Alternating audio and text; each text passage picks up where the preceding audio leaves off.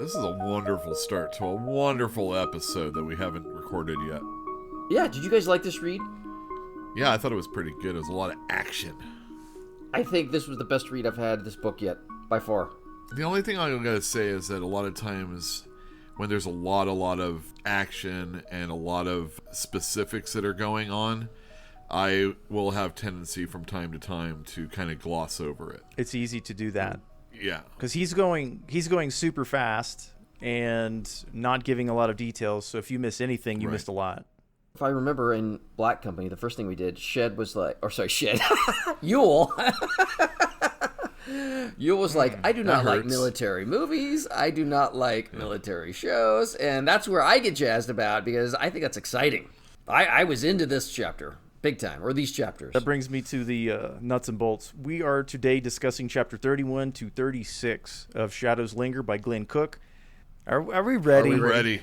Come on, man. Episode... Chapter 31, Juniper, The Return. 2 days after his capture, Shed is wiping mugs in the Lily, feeling poorly used, when Asa walks through the door. Yeah, Asa's back. He just left with Raven. Asa's back in town. Yeah. Yeah, but he just walks in nonchalantly and makes a brief eye contact with Shed and then goes around the bar and then goes up the stairs.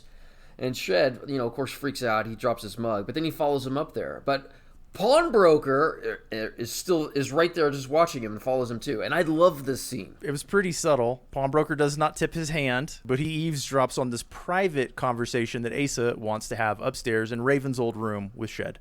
Loved it. That was a beautiful scene. Well, the gist of it is Asa is come back to warn Shed. Bullock caught up with them down south, and Raven is dead. I immediately was like, bullshit. That's exactly what I was about to say.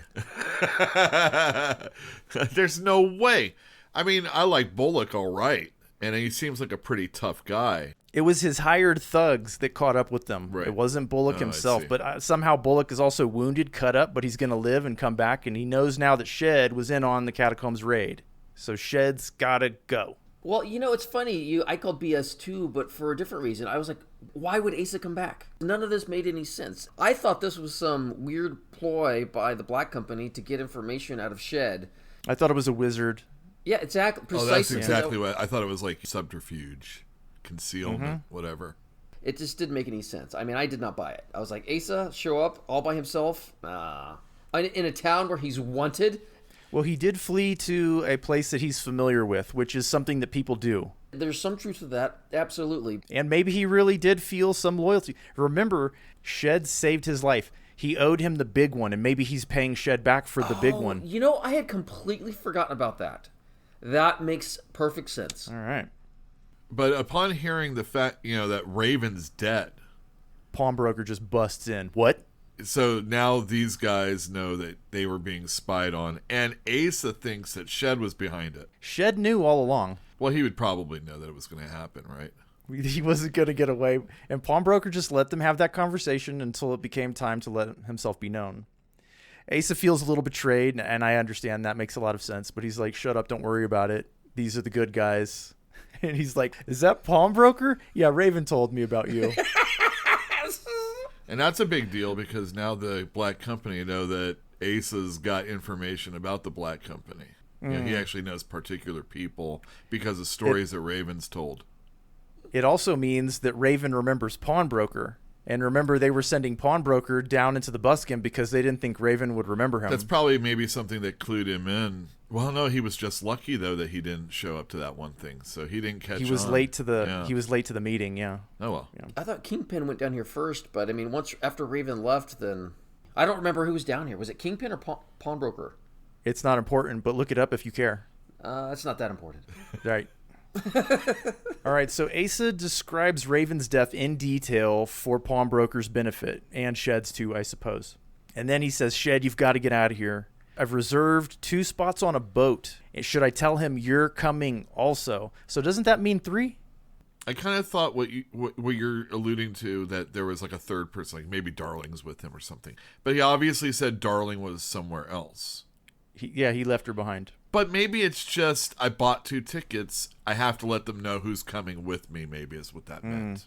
Despite this glorious news that Asa has secured passage for the two of them, possibly the third of them, Pawnbroker's like, "You're not going anywhere, dummy. Let's go downstairs." Shed's like, "Ooh, this is important. Maybe I should go get Goblin for you." And Pawnbroker's, he'll be along soon enough. Pawnbroker, he has Asa in his custody in that dark corner where Raven used to like to sit. And old Shed goes back to his business, wiping out mugs and serving customers. Shed is making arrangements to get the F out. "I know Shed is covering his ass. I don't trust Lisa," is what he says. And then he says he heard she got arrested, and maybe that's why she hasn't returned. And he doesn't want Sal thinking that people are disappearing around him too much, so he's covering his ass. Right. And then he starts thinking about Darling. And then he goes over to Asa to ask him some questions, like, "Whatever happened to Darling?" That's when Goblin enters. Goblin enters, and Pawnbroker lets him know that Asa says that Raven is dead. And Asa has to go through the story again. Yep. In detail, in full. Mm-hmm. And Asa, when it comes time, does not want to go anywhere with Goblin. He starts to grow a little bit of a spine. And this is when a little magic, a little subterfuge. No, it would be a prestidigitation, wouldn't it? What was it, like a smoke thing coming from the cup or something like that? I would assume it's an illusion of some kind. Yeah, it's a head-like shape with like glowing eyes. My little friend wants you to argue. He feeds on pain, and he hasn't eaten for a long time. I've had to keep a low profile in Juniper. Even though we know that this is just one of those things that like One Eye and Goblin are sending after each other all the time. It's a simple trick, but it is terrifying to Asa, and it's disturbing even to Shed. Yeah, and Shed, like when Goblin, leaves with Asa, he like takes the mug and looks in it, and there's nothing in it, right? But he's like throws it in the trash. Yeah, he's like, that's not going to stick around here at all. I wouldn't drink out of it either. There was just a little man in there. Who knows what he was doing? All right, so Asa does go with Goblin. He's pretty docile after seeing the sorcery. I think he's scared out of his wits. And Shed decides that, okay, that's it. I'm done. I'm going to make my escape attempt at the earliest opportunity. Asa should be afraid of Goblin. He's probably heard tons of stories from Raven. I don't think you should have heard anything from Raven. I think Raven should have kept him completely in the dark. But he didn't. In fact, it sounds like he knows a lot about the Black Company in the time that he was hanging out with Raven. It's been a while, let's be honest. How long has it been, though? At the end, I think it's 2 chapters from now, it is late summer. A whole season has gone by. Right. That's true, and it had been the end of winter when he left. Okay, so yeah, it was late winter when they left, or early spring, whatever. So almost 2 seasons have gone by at this point. Plenty of time.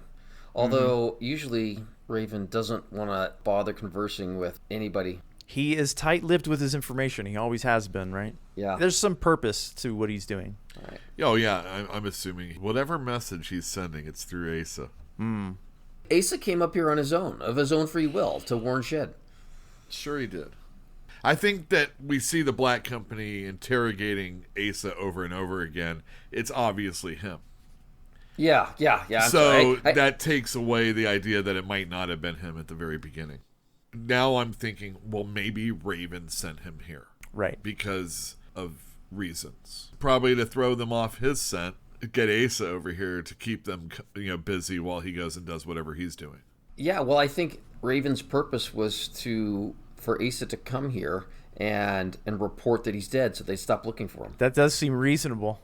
That would be a thing too, yeah. But much like how Bullock is a pit bull and headed south, maybe it won't work. Chapter 32, Juniper, Visitors. Croaker and Goblin are waiting for Elmo in the house downslope from the Black Castle. They have a small fire going, and there's a bunch of irons laid out next to the fire so that Asa can see. Yeah, they want him to think that he's going to get tortured. It's going to be very painful. He's going to think about it longer and longer and probably want to cooperate when the time has come. There is also this strange smell. And it keeps getting worse. Oh my God, And it's like pee? Cat piss. They're like, hey, Croaker, did that cat get back in here? And he's like, I kicked it down the street. He kicked it halfway down the hill. He's like, it smells like burning cat piss in here. And then in the fireplace, like the flames lick up, right? Out of the corner of his eye. It's the other world that exists within our world that you can only see in between blinks. That kind of a thing. And he sees a face in the flames. he is at first startled and terrified, thinking that the lady's spying on them, or and that it's any one of the Taken. Yep. Yeah.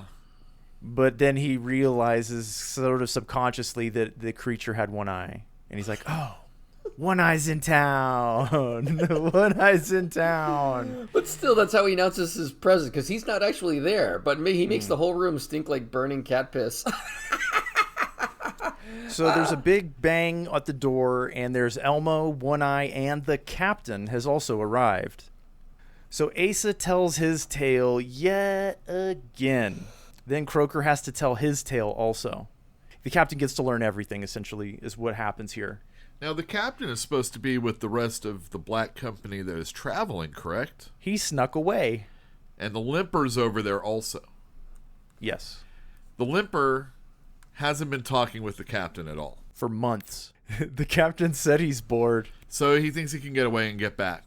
Well, all right. He got away. Yeah, he got away. That part. He got away. Yeah. I assume also that the messages that they're trying to send it's just not sufficient. It's kind of like sending a text message when you really need to send a letter. Right. Or an email. The information's just not getting through to the captain at the rate that he wants. And there's some benefit to the captain arriving as well, not just the communication. Like, his very presence is probably a little heartening to these people. Remember, they've been hoping that the captain will hurry up and get here so he can take some of the stress off. I really like this part as far as like the character development of the captain. In this particular section, he actually acts like the leader he should be. I mean, he's calm, he's reserved, he's calculating, he's reassuring to everybody, and he just has that presence of command. He's also critical. Yep, he is also critical. He tells Croker that it was a mistake to be so suspicious of the Taken, and to cover their back trail the way they did was a waste of time and energy. And it created the suspicion that they were so worried about. And he even says that the Limper has no anger or resentment to the black company. He's not showing any sign of it. That's what I mean, yes. And he has that history with them, so he doesn't think he would have been able to hide it. Right. It was Raven's responsibility to escape, which he did. Didn't need any help after all. I think the last thing he says before he's ready to go is that you guys need to prepare to take that black castle the minute we get here and the city's under control. And it can't be long, because the captain rode here. Probably a matter of days. Mm-hmm. Kroger asks Goblin and One Eye if Ace's story rings true. They both give the affirmation yes. He's not lying. It sounds like the truth.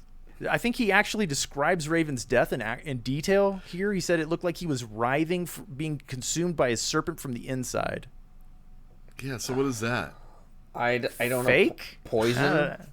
Drama? Well, we're going to be getting into a lot of, we'll call it role-playing terminology, or somewhat, at least later on.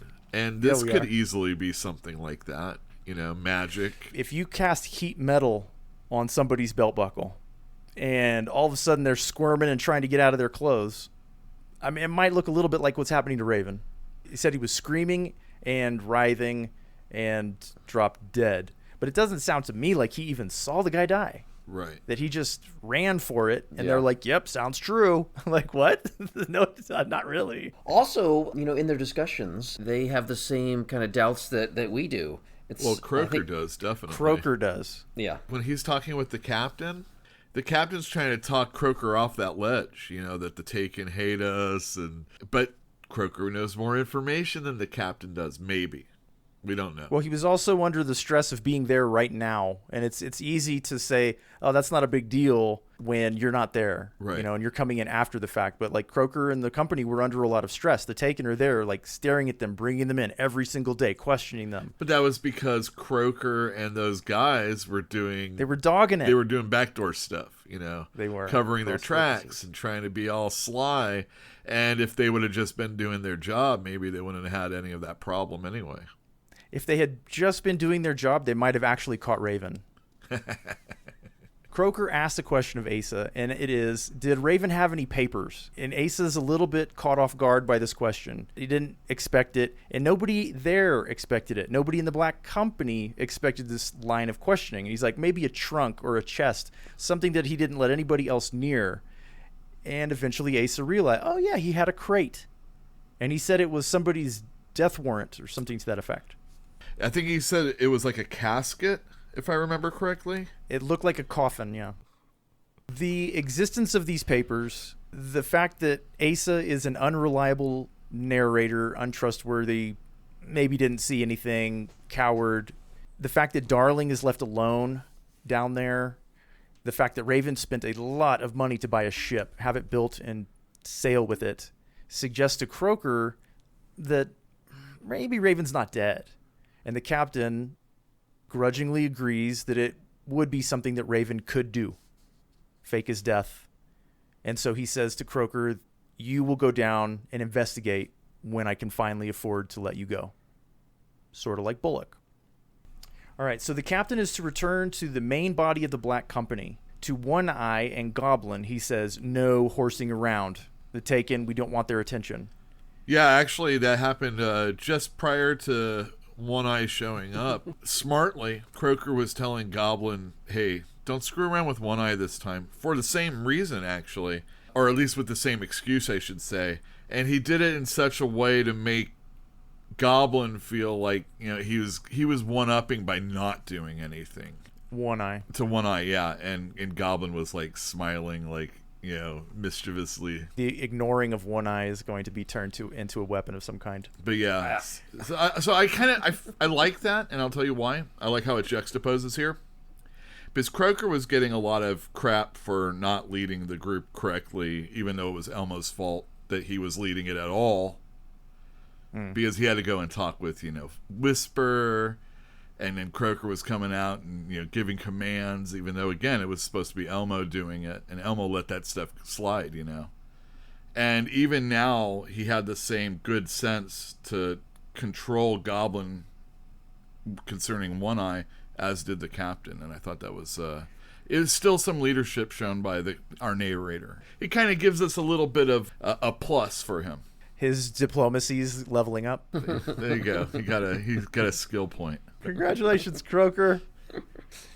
All right, so the captain also tells them to hold on to Asa in perpetuity. They're going to need him for the future. And then he says, Elmo, ride with me part of the way back. We have stuff to discuss.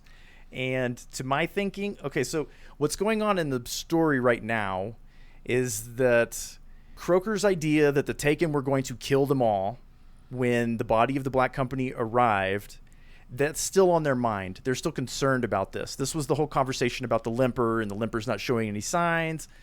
That's what that was all about.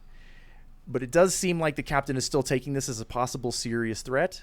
So he wants to have this private conversation with Elmo and maybe give him some instructions that nobody else is aware of. Oh, that's exactly how I took that. He wants a private interaction with Elmo, and he also was probably going to give him private orders.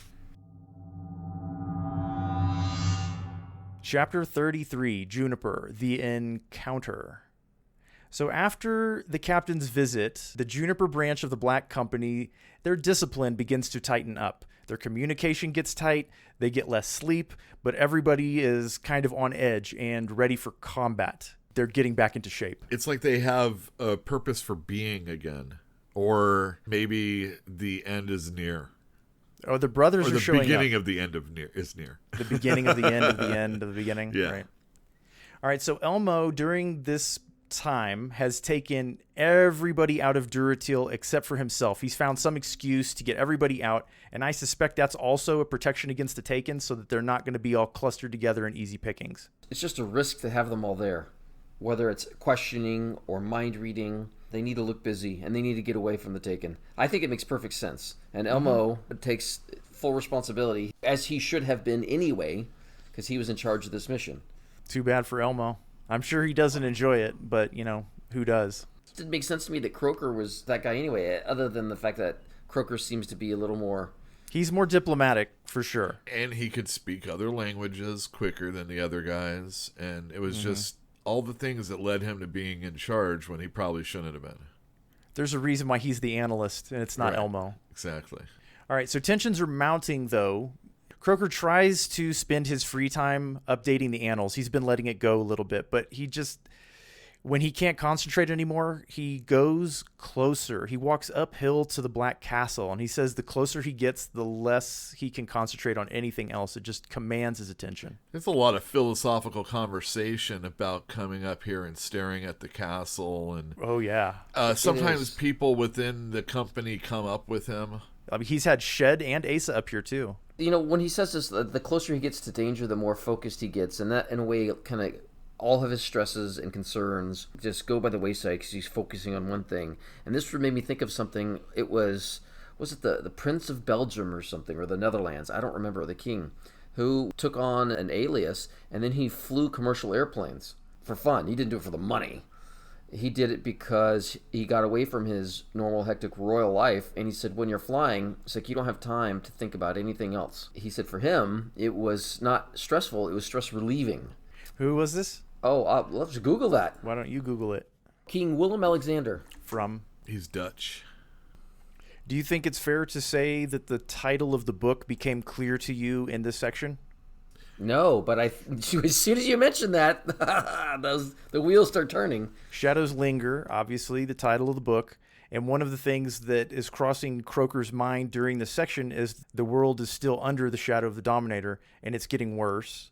The Black Castle, he says, is like a great cathedral. He says it's a moral landmark. It causes self-reflection. It causes you to want to choose a side, whether it's black or white, to not be morally ambiguous. And he said that nobody is immune to this effect. Everybody that's come up here with him, whether they're talking about architecture, whatever they're pretending to focus on, he says that they're actually in a course of self-assessment. Well, do you think this is something Croker imagines, or do you think this is a real aura of a mental effect? I think it might just be impossible to avoid. It's so obviously evil. It's obviously gaining in power and growing. I don't know, to answer your question, but I can see something like that. Have you ever been to a cathedral? Yeah, sure, of course. Oh, okay. They don't have a profound effect on me, but like they definitely draw my eye. They definitely give me the sense of wonder and awe, and like I'm always surprised that like human beings can build these things. No humans built this one though. I don't feel any sort of, religious effect. But anyway, that's a good point. That's probably not a bad analogy. Well, he's not talking about religion necessarily. He's talking about morality. He talks about Raven's morality. Are you talking about the effect of Darling? On Raven. On Raven. And how Raven is doing what we think is an immoral act. Read that quote. It's beautiful. Here was Raven, who had acted with the pragmatic immorality of a prince of hell. Also, he could save the child who represented the best hope of the world against the lady and the Dominator. Okay, so let's start by putting this into context, yes? Yeah. Because Croker has been thinking about this evil darkness, this shadow of the Dominator in the form of this castle, this Black Castle, he then thinks of the antipode, which to him is Darling.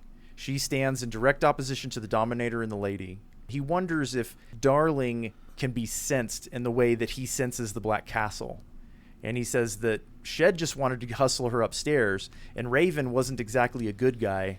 If anything, he had slipped further into darkness, though for the highest of motives. And so all the vile things he did with like body snatching, murders, and hauling him to the castle, and thus propagating the potential release of the Dominator, he did it to protect and save Darling. What if it's not Darling? Well, then he's still doing it for the highest of motives. Oops. So the company is arrived down out of the Wallanders, and without hesitation, and for 2 days, they pacify the town. Elaborate a little.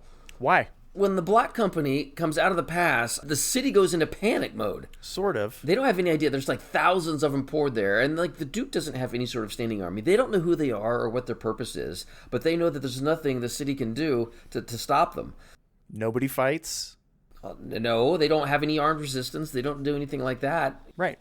The Black Company's already scoped everything else out. They quickly come in, subdue, and control the positions of power and authority, and no one's willing to stand up to them. They have a little trouble in the Buskin because of the organized crime that's down there, but Candy takes a group of reinforced Black Company members down there, and he knocks a bunch of heads, cracks a bunch of skulls, and basically arrests anybody that gives him any grief at all. basically arrest anybody that got mentioned 3 times by locals that were upset with people. That's hilarious. That's like Snitch Factory. Yeah. Well, it's also like 3 strikes you're out, which is something I'm a fan of. But still, it wasn't just about control when they came in here. They had a philosophy of fostering goodwill with the people so that you wouldn't have to be fighting these battles. That was complicated also. The whole thing was just a mess to me. I didn't particularly care for this section. Oh. He said there's many sheds, and they're all weak people, and they're being preyed upon. So if you take away the people that are preying upon them, those weak people will be grateful. But what's the value of a weak person's gratitude when they may just turn on you at a moment's notice? It's a lot of effort for something that's probably not going to pay off. But at the same time, you may be saving yourself trouble in the long run, because if the people of Juniper don't like the presence of the Black Company, they'll find ways to work against you. So the day after the pacification of Juniper, Elmo, the lieutenant, and One Eye visit Croker at the abandoned house just downslope from the Black Castle. Their purpose is to scout out the castle in preparation for the siege that they are going to have to perform. This is when we find out that Lisa is still alive. Lady's orders. What do you think that's about? I don't know. I was thinking about that too. They did the whole brain suck on her, I'm sure. I'm wondering if they're not able to do the brain suck on her, and so the lady wants her so that she can perform it. Ah, okay. I wonder if the Eye of Sauron is just like top tier magic, you know? Right. Super potent. Level 9. Something that not just anybody can do. Well, that may be true also. And if you certainly wouldn't want to teach that to anybody below you. Yes, my apprentice. Let me teach you how to... Absolutely, I will teach you everything I know. No. We learn a lot from Mickey Mouse, okay? I don't get the reference, I'm sorry. The Sorcerer's Apprentice? That's a very long callback. Well, I did it. Oh my god, it's like the 20s, man. I don't know about the 20s. Snow White was 1928. Yeah. I mean, the Sorcerer's Apprentice, I think, came first, didn't it? No, Wow. Snow White was first. Clearly, we need to Google this. I think Sorcerer's Apprentice was like in the 60s. Oh, it's 2010. No, that's a remake. Oh, that's what it said. What was the name of that movie? I can't even think of it. Fantasia. Fantasia. Oh, is that what it is? 1940. Early movie making, for sure. I mean, animated movie making. Man, that's 80 years ago. Wow. Okay, all right, good deal. Moving on. It is geographically difficult to assail the castle. This is what they learn. But they already knew this, so now I guess it's just the lieutenant is learning this because he's the newcomer. Yeah, I thought Croker already scouted it out, but I mean, if you're going to be a siege... No, I thought he did. Like, he went all the way around. I think he did, but I don't know. Like, we never actually saw him do it. We just heard that it was a difficult approach for anybody with a body. It's true. He did those things, and you have some general idea of tactics and... Well, he's not a siege expert. That's exactly what I'm getting at. If you are the siege expert, you really want to see it with your own eyes, not just have somebody tell you. So I assume the lieutenant is the siege guy, not Elmo?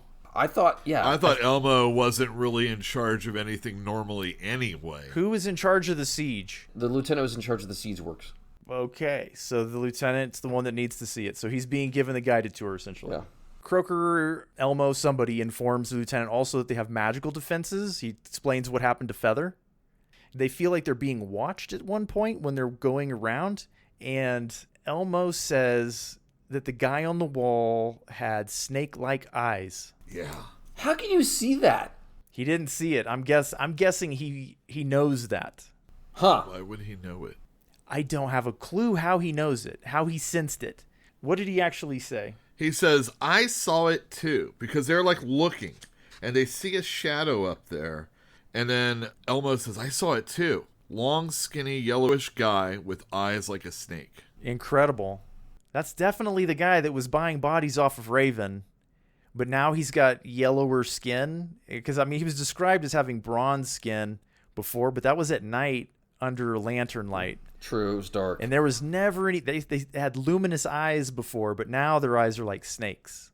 Well, see, that's the thing. You'd think, because I saw their eyes before, that Raven or Shed would have noticed snake eyes. Obviously, Elmo is not close enough to see this guy's eyes. You know, that might just be a trick of the author just to let us know that it's not human. It's been getting less human as time goes on. Oh, I didn't think about that. They started off kind of described in perfectly human terms. The most egregious description was that they had luminous eyes. It's gotten a little worse, and now they have snake eyes, and their skin is yellow. Yeah, I don't know. Do you think there's some taint that's influencing, or they're going through these vile rites that slow... Look where they live. That's what I'm getting at. Even if they were people, they're probably performing unspeakable rites and becoming less human. It's like you're living in the Hellraiser cube. I mean, seriously. That would be cool. The lieutenant asks, how close can you get? He's asking Croker that. Croker's like, I didn't dare get that close. Never tried, sir. Didn't have the balls. I don't understand. I mean, he does go up and check it out. He goes as far as he dares, right? But he's never tested how close he can get. Gotcha, Yeah. I understand. I see. And so the lieutenant's like, well, why don't we bring some of the prisoners up, offer them a full pardon, and find out? He's like, they're not going to do it. Well, I think it's kind of a moot point because before they can test it, I believe they are tested. They've been circumnavigating the whole thing, I imagine. And when they come in line with the front gate, it opens. He feels like going to sleep or something, right? Yeah. He said by the time those creatures were halfway to them, all he wanted to do was lie down and sleep. But Goblin is a wizard. No. One Eye is a wizard. Well, Goblin is a wizard, but... One Eye turns the spell. So there's counterspell. Oh, he did, but he does all this, like, squawking and flapping his arms. It's just like... Doesn't matter what the semantic component is. It's just, like, bizarre. It doesn't matter. It's shamanistic, and it's crazy. It's almost like a warlock, right? But he turns the spell, and the attacking creatures become lethargic and just stand there. He's like, what are you guys doing? I can't hold this forever. You need to go attack them. Hurry up. And they're like, oh, yeah, sorry. And then out come the weapons. This is such a great scene. Lieutenant just, like, whips out this, like, massive bastard sword. Here, he says, he lugs a hanger that is damn near an executioner's sword. I love that. Yeah, you're right. Two-handed. That's a big blade. He hauls off and he hits this thing in the neck, and it goes deep, but it doesn't lop it off. Croker said that it should have severed 3 people's heads. And it didn't sever one, although it did kill the guy outright. So Elmo went for a thrust with his sword, and all Croker had is a long dagger, so like a short swordish kind of thing. Is Croker a soldier or what? He's a soldier He's when he's needed to be, They don't like him on the line, don't you remember? but he has to be in the area all the time. Hey, he's armed. Yeah. I mean, that's good enough. Fair enough. And he fair sticks enough. it in one, and he starts thinking about, well, maybe there'll be a better place to hit this guy. I'll use my medical skills. Well, that was because the blade barely penetrated at all. He like- gave it everything he had, and it sank into like soft wood. So I'm thinking that's bark skin. There's something about these creatures that's not normal because they're extra tough. Well, I think they're magically protected. Bark skin, stone skin. In the final chapter, we see them have a spell cast upon them for defense. One Eye loses control of the spell, however, and the creatures come too.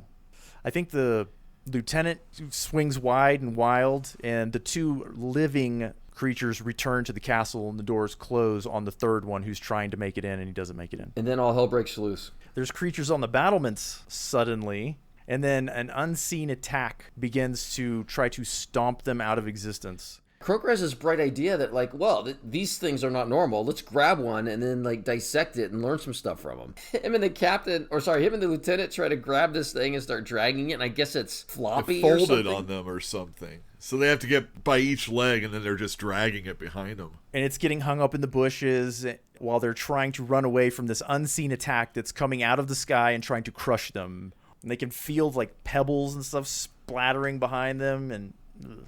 I was thinking, or since we into the spells, that this was like Big B's crushing hand or something. Something like that. And I'm like, dump the body and run. And One Eye is just like outpacing everybody, this 100-year-old man. Yeah, but One Eye's, he's running ahead so that he can set up for something.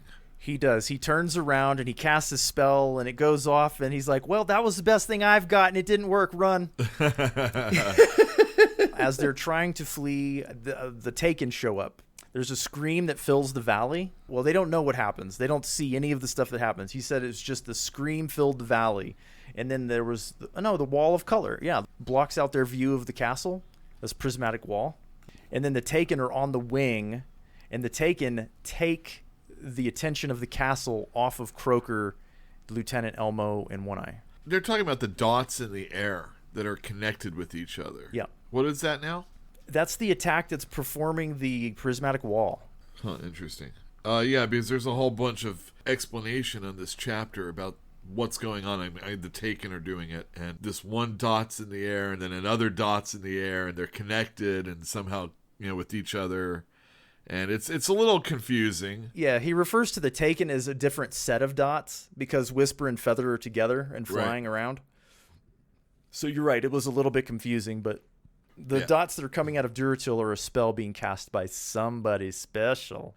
When they were talking about sending prisoners up to the castle to see how far they could get, there's a little conversation in Croker's head. He says right here where he's talking about poor people and how they're oppressed and everything. If you take away daily domestic oppression, they might imagine oppression on our part, talking about the Black Company. And he says to himself, I've seen it before. Little people have to hate, have to blame someone for their own inadequacies. And, we see it a lot. I think in America, for sure, we love our heroes. We want to see them get big, but the minute they start to get big or other people are invested in them is when we start to tear them down a lot of times. Isn't it nice to know that this has been going on for a long time, though? It's not just us. Yeah. There's actually a name for it. It's called high topper syndrome or high poppy syndrome. High poppy syndrome, huh? It's like when you have one flower that's higher than everybody else as a person, like Elon Musk, or a company that's being successful like Apple. There's some sort of resentment towards those people, and they want to chop them down. It's like a philosophy dedicated towards mediocrity. Or worse.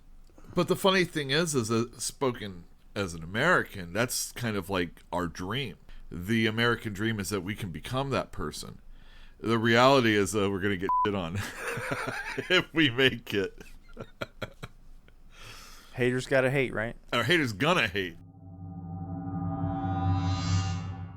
Chapter 34, Juniper, Flight.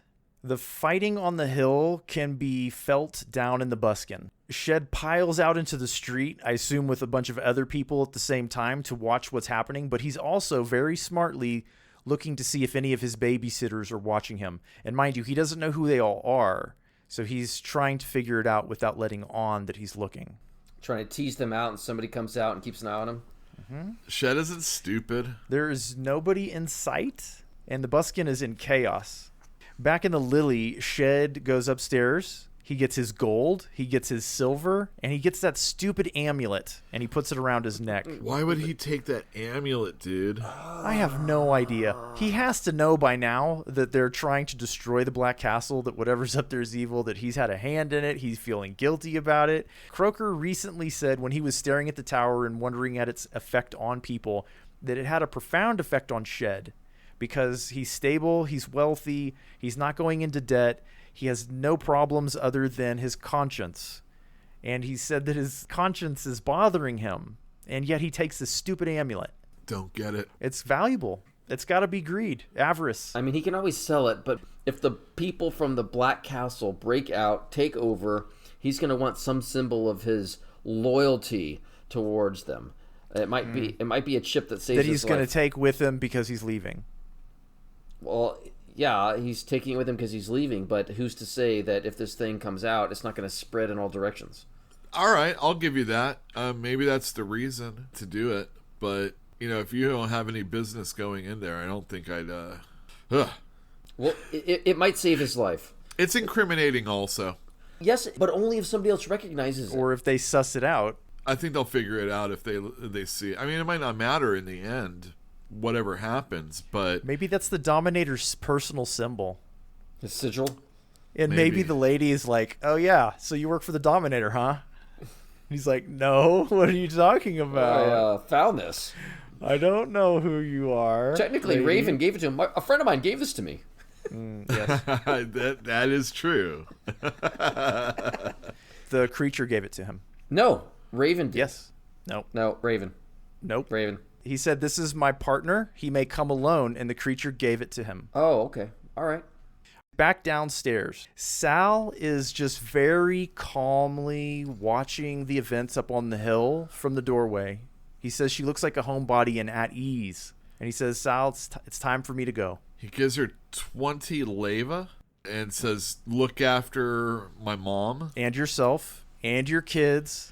He even goes as far to say as like, fire Lisa. Yeah, if Lisa comes back, fire her. And I don't know if I'll ever be back, but if Wally shows up, let him know I forgive him. He is such a liar. Whoa, that's hardcore doing that one. You know? It is. Oh, he's still... I mean, it's a dirtbag move, but at the same time, maybe it's how he wished he could have acted. There's no reason to give himself away now. He's got to keep up the guys. He just has to. He doesn't want to be the bad guy, even though he is a murderer and the bad guy. Unfortunately, there's nothing gained by telling the truth. I just felt like saying anything at all was not necessary, but it was, because he's covering his tracks. Tell Lisa she's fired, and then he's out the door, through the back door, through a bunch of alleys. He takes one look back when he's on Wharf Street, and he says that he can see that the Black Castle is burning. There's smoke rising from it. Awesome. And then down at the waterfront, there's just boats everywhere trying to get out. Oh, yeah. Ships are, like, fleeing in all directions. And, like, nobody is looking at him, right? Like, he doesn't see anybody following him whatsoever. No, he's probably in the clear. Everything looks good. He tries a couple of boats. He gets rejected, finally finds somebody that will take 10 leva to give him a ride. He doesn't even ask where. He gets on the boat and ducks down to get out of sight. We're just going around the horn. I know, but not this is even really far. funny. So the pawnbroker rushes onto the docks just as the ship is pulling out, and pawnbroker tells the captain and the crew to like stop. It's like stop and come back. And they said they give him a rude gesture. They give him the bird. And die for it. Oh my god! Because an arrow goes right into the captain's throat. And 12 more people die as they're fleeing because they're not going to stick around. But Shed's just like, I had no idea that it was dark. No, yeah. Well, he said that the Duke's men would have just thrown their arms up in the air and cursed and been like, gosh darn it, and then they would have stomped off complaining. But these guys do not mess around. This is the Black Company. And then he wonders, how did they know where I was? He's like, oh, sorcery. I wonder if anywhere's safe. Now, sorcery on him or something he's carrying? Goblin finds people. We know this. Yeah, that's true. Goblin found those little kids. But this is pawnbroker. Well, yeah. Pawnbroker's just the guy that's being told where to go. Okay. All right. Goblin said, hey, he's down on the docks. He's on this boat. Go get him.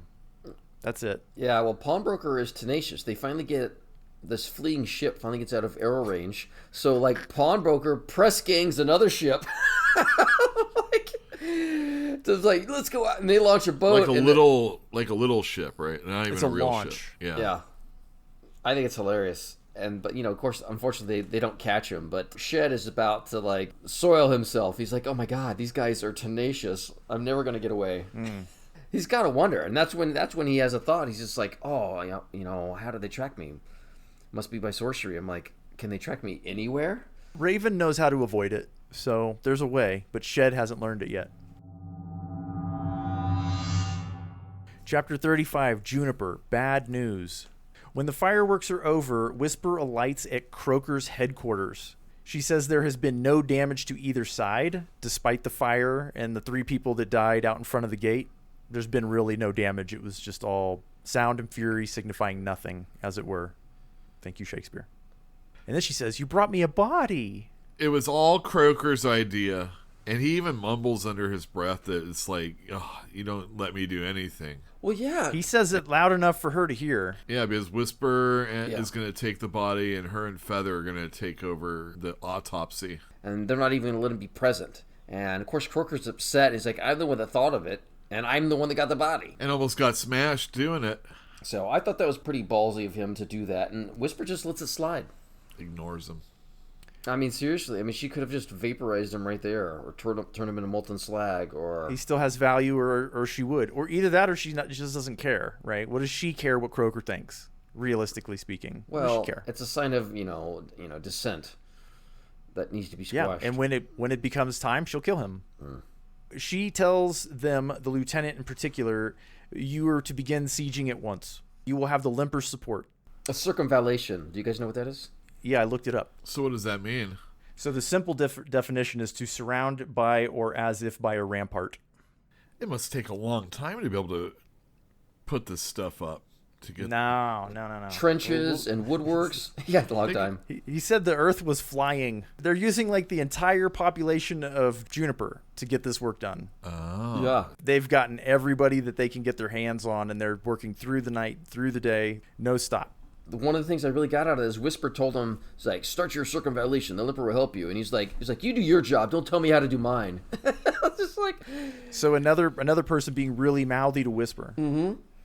Different person, in fact, and she doesn't do anything about that either. So she says, expect a breakout for gathering prisoners. They're desperate. They're very close. If they get a dozen people, it's done. You mean the Black Castle, that is. Mm-hmm. A dozen people will do it. Alive, I assume. She asked the question earlier, like, when you were getting this body for me that I'm stealing from you and taking all the glory away from you for, did they try to kill you or did they try to capture you? He was like, capture. They were sleeping us. So assume that a dozen living people and it's done. The Dominator's back.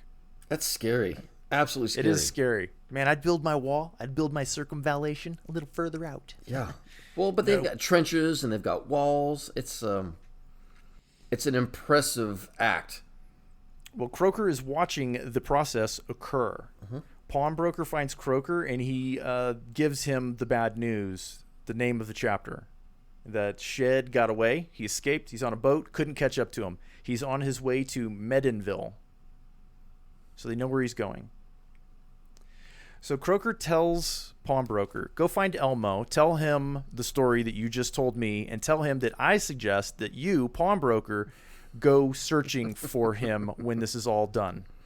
That's your punishment. And he said it was a light sentence considering that he'd messed up 3 times.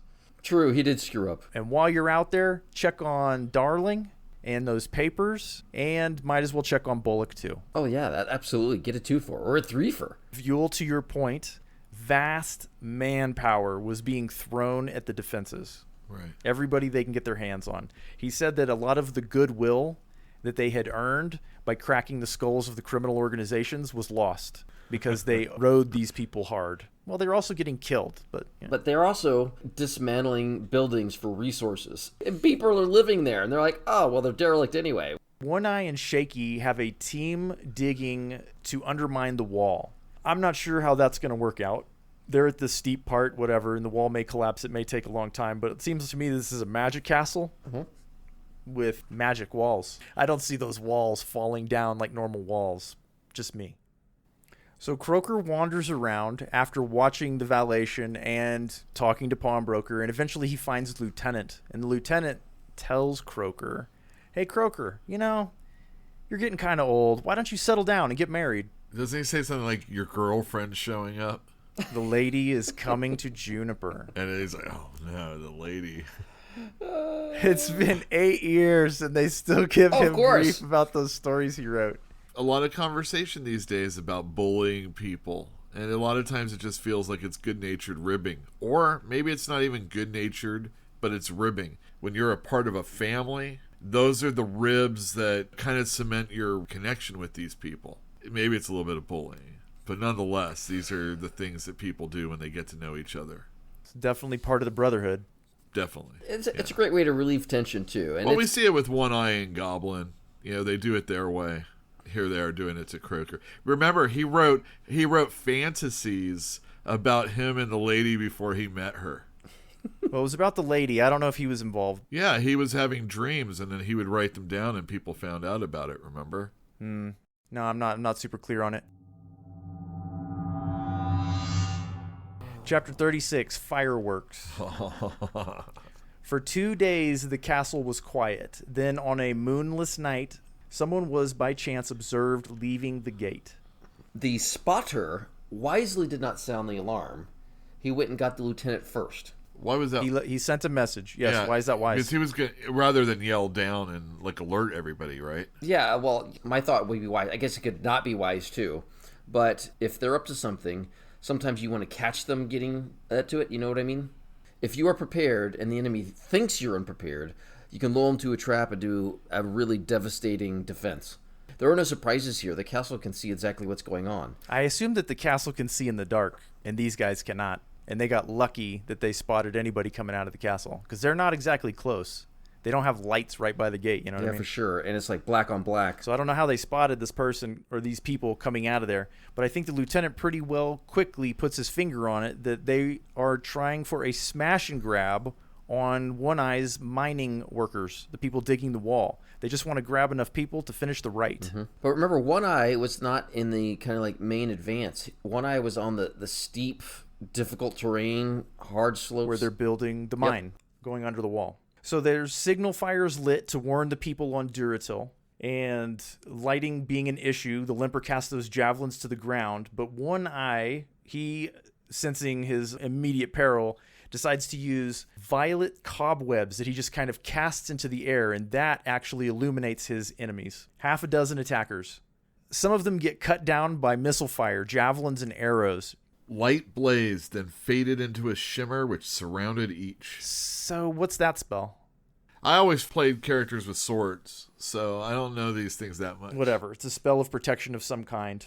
He makes the people working for him. I'm not sure if it's Black Company people or not. I was never really clear on this, but they fight toe to toe and they kill all of those people, but almost all the people fighting with One Eye die. Well, they were conscripts, and all I had was probably like pickaxes and shovels and whatever else they had that was handy, and a lot of them just like took off running in fear and like... And died? They said died or injured. I mean, you know, running in a moonless night in the darkness through deadly terrain. Yeah, not difficult. It's like difficult squared. The ones that survived, I mean, they weren't fighters. There were things being rained down from the walls that were intended to put them to sleep, which mostly One Eye was able to divert. Yeah, he diverted all of them except one. And it left a trail of sleeping people behind it. Or unconscious, insensate, something like that. This was awesome. One Eye literally saved everybody twice. Except for the people that died. Well, you know, he saved the operation twice. So out of the gate come a whole bunch more people, preachers, whatnot, and then over the wall, something bladder-like kind of flops. It crushes the palisade and fills the trench, and those charging creatures start booking it. Bladder-like? I don't know what this is. Like a giant beanbag full of water, but like 20 feet in diameter or something? I was thinking like a magic carp or something. It's, like that. I mean, for Pokemon. I don't know. Imagine a marshmallow, you know, something that can conform to the environment that you can walk on. There's this device on sale now that, you know, it's on like clickbait. Buy this thing. And that's what it reminds me of. It's small. I have this little girl playing on it. Do you know what I'm talking about? No, dude. You've made no sense so far, so keep going, by all means. Well, I'm sorry. It comes up on my phone like all the time, so I've been tagged as wanting this type of device. I don't know why. But imagine like a water balloon like 6 feet in diameter that doesn't pop, and it just kind of like rolls and flows along the surface like the blob, but you can walk on it, you can jump on it, you can do those other things, but it's full of this liquid. It's like I said, it's like 6 feet in diameter, and it's kind of freaky looking. And I imagine that's exactly what this is, except it's enormously bigger. Big enough, right? So the limper seeing this, these people coming out, charging across the palisade and over the wall, whatever. The limper dives on them, and he performs this glowing maple seed attack. He starts to glow, and then all of these little wisps, the size of maple seeds, descend off of him, almost like ablation, and everything it touches just disintegrates. All right, so there's the lieutenant's counterattack, and then several dead soldiers are dragged into the castle. Which is not good. It happened once earlier, too. Every single body counts. And they got away with some, and they're in the castle. You got a countdown to the Dominator, man. You have a countdown to the Dominator. Ugh. And they just got a bunch more. Croker decides for some reason that he's going to move. He's just going to go get a better view over here or something. And he said he's lucky that he did, because the air crackled and sparkled and then opened like a window. And then the very air itself froze. Oh, yeah. That's more than liquid nitrogen, isn't it? Because liquid nitrogen does not freeze the air. No, it's more than liquid nitrogen, because you can stick your hand in liquid nitrogen for like a second. I wouldn't do it. No, I've done it several times. Good for you. The denizens who were in the cold were, to a denizen, destroyed by missile fire. If they got hit by an arrow, they shattered.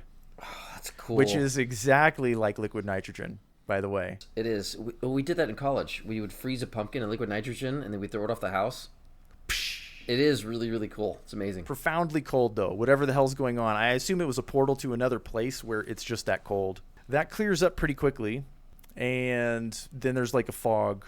Well, it's really hard to describe all the stuff that goes on, and it might be better to say it's just like this flurry of magical attack and counterattack and the rushing frenzy of these creatures from the Black Castle trying to get bodies. And 3 who wanted to just get out into the city and did. Apparently, they had multiple plans, almost like exactly like just like Elmo. No, Lieutenant. Lieutenant, right. So right. They went for the mine. They made a direct assault, which was probably just or feint in its own right. And then they had 3 people that snuck off towards the city, and we don't know what the heck their purpose was. No, not yet. Anyway, and then somebody drops a tactical nuke in the castle. A blinding white light, and Croker wasn't even looking, but it took 15 seconds for his vision to return. I was thinking like magnesium flare times 1,000. He said that the walls of the castle actually burned because of it, and it looked diminished as a result. So I don't know what that was about. But there's the Taken continue to attack with every resource that they have over and over and over again, just trying to burn the place, kill the people inside, whatever they can. But they did get bodies inside. Don't know if it was enough. During this time, Asa gets away. Didn't see that coming, though, did you? No. Well, it wasn't even dramatic. They just said they showed up and he wasn't there anymore. Yeah. Well, why would he stick around? I mean, seriously. Well, Pawnbroker was chasing him down, right? Pawnbroker did see him go into the Lily. The problem is it was so busy in there. I guess the Lily was making good money that day. Stiff business right now, yeah. Yeah, exactly. They can see everything. It's like, come down to the Lily, have a beer, and watch the fireworks. You know, good for Sal. Finally, business is good over at the Lily. Now that Shed's gone. So Asa was able to get away. Boom. Just like Raven planned. Probably something to that effect, yeah. So the worst seems over. The Limper is helping look for the 3 who escaped. The Whisper's gone back to Duratil to resupply. A group of denizens appear at the top of the wall, begin constructing a device, and Feather decides to dive upon them. To her dismay, they were ready for her, and there's 6 bangs. It's like illuminated smoke appears around her 6 times, and then she's on fire and streaking into the buskin like a comet. Like crash landed into the buskin, yeah. Yeah, she's on fire. Not just her carpet, like she's on fire. It's a good thing she landed there rather than anywhere near the castle. You mean where the town is made of wood? And everything is like close together? Well, I was just thinking, like, what would it take and be if you're trying to get people into the castle? Oh, you mean that castle? The Black Castle. Yeah, I don't know. That's a good point. I was just like, oh my god, what's going to happen here? I thought this was interesting. The Limper, the buskin starts burning, but the Limper spends hours of his time fighting that blaze. Maybe he's not trying to destroy all the goodwill of the town. For sure. I mean, if Limper hadn't been there, I mean, it could have raged out of control. Hey man, the lady's showing up. She doesn't want to see all her stuff burnt. Yeah, she owns this place now. It was the easiest city she ever took over, I imagine. It was given to her. She was invited in, yeah. The fighting keeps going for a little while yet. Whisper's really pissed that Feather got taken out, so she expends all of her resources trying to burn the place down. But by the end of it, when she's out of resources, One Eye tells Croker there's still plenty of activity going on inside. I had just the impression that's a terrible way to end the chapter. It was like, weird. oh, by the way. Yeah, and it just ends it. Yeah, One Eye. Why is that terrible? Explain yourself. It feels like there's more that was going on that would be contained within this chapter, except now it's just kind of... I mean, maybe it's just a scene change for all I know next. Do you not feel like it's just intended for you to read the next chapter and get on with it? Whatever, a cliffhanger as it were. Not even a cliffhanger. It's just like, turn the page, read more. What? Of the 3 creatures that fled into Juniper, Elmo tracked down 2 of them. One of them vanished without a trace. These were creatures that left the Black Castle. They don't know what they were trying to do, but I have an inkling that this is the Dominator's guy. He sent out 3. He said, One of you hopefully will get away. We can repeat the process if this doesn't work. Take this little stone with you, go die somewhere near a populated city. Are you serious? That's my guess. Oh, I see. They were intended to get away because, what if he doesn't succeed? The Dominator's not stupid. I see. He's going to send seeds of another castle out. The gig is up here. They certainly know what's going on, and they're making an effort to stop him, so... Maybe go someplace so far south that nobody's heard of the Dominator. That's what I would do if I was the Dominator. I think I might have already done it also. Might have, yeah. Might But have. Although, who knows? Maybe it takes some time to prepare it those takes seeds. Resources. He was unfortunately in a city where he couldn't really get a lot of bodies. It took centuries to get to this point, only for... If only Raven had been alive earlier. The thing is, if the Dominator had been more patient, like the lady, none of this would be a problem. It's only because the thing grew too fast. Because they were paying so much money, because they were so anxious, finally, to build the castle, that it got noticed. If it had grown over 1,000 years, nobody would have ever known. True. They would have just been like, "Oh yeah, that's been there forever. What?" But no, they had to grow. They had to encourage it to grow instantly, like a chia pet. It's got hair now. Chia pet. Yeah. That's the end of this episode, ladies and gentlemen. It was good. I loved it. I find the action sequences very difficult to talk about. It's just like Chapter 6 of The Black Company. There's just a lot going on. I kind of just want to do this is the end result, because illuminating every single detail, it's almost unnecessary. It is unnecessary. I feel like it's unnecessary. But I mean, like I said, in these battle scenes, sometimes I lose something. I know there's readers out there that lose something in it. So it helps me out, number one.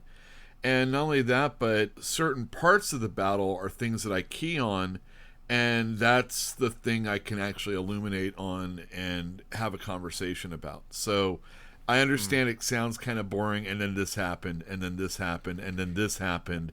But it is, again, illuminating for people out there. It's illuminating for me, and if anybody suffers like I do, it's helpful.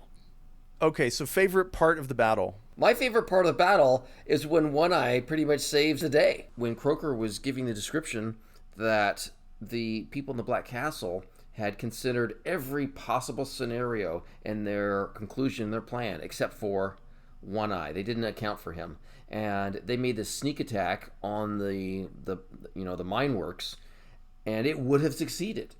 They can't be reinforced very quickly, so the people in the Black Castle would have gotten the bodies they needed. All right, but One Eye stopped them. Everybody could have been gone to sleep, but One Eye diverted all those little sleeping soccer balls they were sending down the hill.